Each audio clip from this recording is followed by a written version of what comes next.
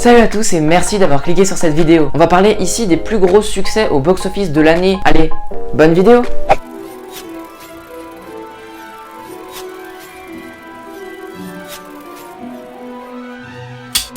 Mais d'abord, je voulais juste vous rappeler ou dire, pour ceux qui savent pas, ce qu'est le box-office. Mais si tu le sais déjà, je te mets un timecode, va jusqu'à ce temps-là pour voir la suite. Donc comme ça, si vous êtes à ce moment-là de la vidéo, si vous savez pas ce que c'est le box-office, vous inquiétez pas, c'est très facile, je vais vous expliquer. C'est tout simplement l'argent que génère un film avec ses places de cinéma. Et il ne prend en compte que les places de cinéma et pas par exemple les DVD Blu-ray ou les produits dérivés.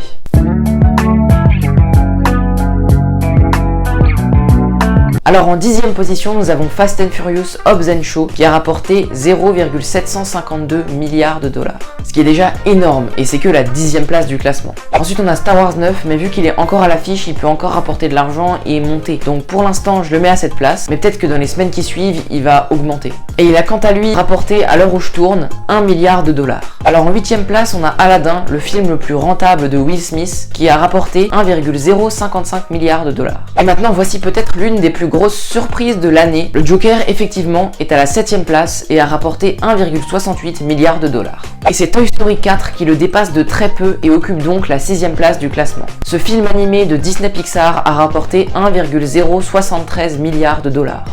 Et au milieu de classement, on retrouve Captain Marvel, qui a été un grand succès et qui a rapporté 1,128 milliards de dollars. Spider-Man Far From Home, le deuxième Marvel de ce classement, est lui en 4e position et a rapporté 1,131 milliards de dollars.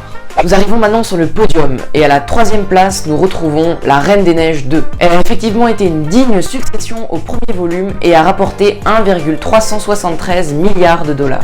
Le deuxième film de ce classement n'a pas démérité non plus et en France c'est lui qui a été numéro 1. À l'international, Le Roi Lion cependant n'est que 2e, ce qui est déjà énorme. Ce film de Jon Favreau a rapporté 1,657 milliards de dollars à Disney. Et en première position de ce classement, nous pouvons accueillir, roulement de tambour, Avengers Endgame qui a rapporté 2,797 milliards de dollars. Voilà, donc le classement est fini, et si on observe bien, on peut voir que déjà, Avengers Endgame a une énorme avance sur le deuxième, mais aussi et surtout que 8 films Disney se retrouvent dans ce classement.